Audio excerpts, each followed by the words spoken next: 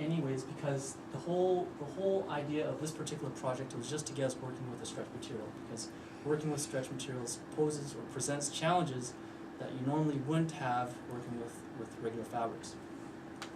So I chose my color of the fabric that I wanted, dark blue, which is kind of boring, but it's okay, I like that color.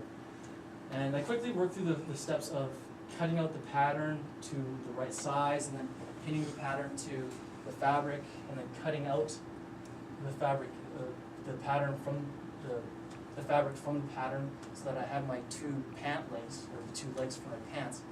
And then after that, it was a matter of just sewing the crotches and then the side seams, so that I now had the basic shape of my pants put together.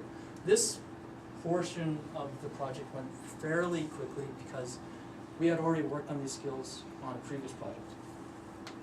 The next step after that was making the elastic or the waistband from the elastic. And this part was a little bit trickier because when you're sewing an elastic onto a fabric in order to make your waistband, you have to stretch the elastic and the fabric together so that when you're sewing them, you're not bunching up the fabric on the elastic. So otherwise, you're going to have parts of the waistband where the fabric's all bunched up and other parts where it's all smooth. And nobody wants that, right? So the trick was to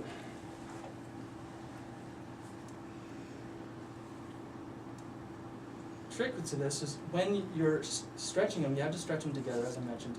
And the way that they taught us how to do that, if you imagine this as being the waist on a pair of pants, and this is the elastic that you're going to be stitching it on, what we had to do was mark off 4 points around the waist, equidistant, and then do the same thing on the elastic, and then line up those points together and pin them together. Thusly. So we pin 1 point together, and I'm just doing kind of a rough approximation at this point here because it really doesn't really matter. I'm just trying to illustrate the general point. Of course, working with pins has its own challenges and hazards. Certainly I had a deep appreciation of where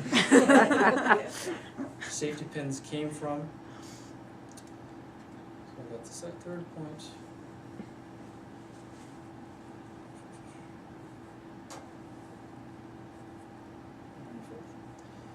Okay, so once everything was pinned, as I said, you had to stretch everything out so that the fabric and the elastic were stitched evenly together. Now, doing this, dividing the pant or the waist into quarters allowed you to do was to stretch the fabric and the elastic together in smaller, more manageable sections, and still be assured that as you're going around, you're stretching the fabric and the elastic evenly. So I got through this part okay, but I now had another problem. Oops. And that had to do with the rise.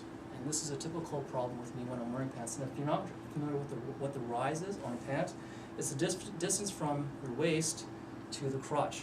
And the rise on my pants were too high, so that if I wore the pants around my waist where they're supposed to be, I had this flap of fabric between my crotch, and ended up looking like a refugee from an MC Hammer video. Conversely, if I tried to hike up the pants so that the crotch was at the right height, then the waist was like above my stomach, and then I'm looking like a senior citizen. So what was I going to do? Well, all was not lost. It just so happened that taking this class, I now had acquired some skills so that I could do somewhat of an alteration. And the only thing I really needed to do then was to dismantle the elastic from the waistband again, and then cut off some fabric from the rise. It actually ended up being like 4 or 6 inches or something, a lot. And then just reconstructing the elastic as I had done before. And this is the finished product. I even brought it here to show. Whoa! Hey.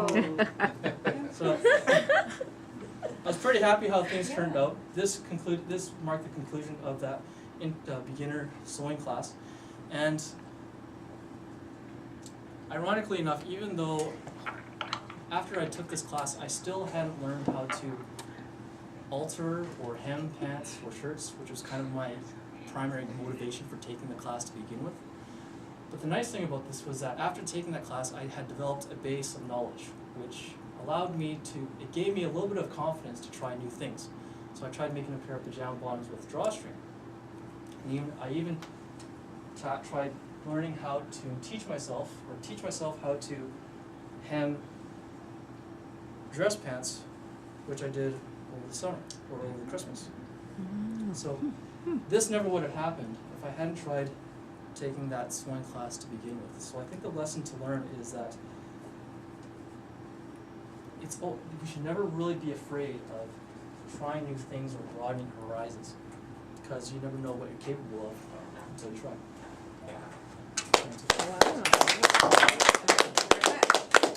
Did you get so carried involved? away. I know if that happens, you get to. Well, you certainly put me to shame. I can't sew. So could we have 1 minute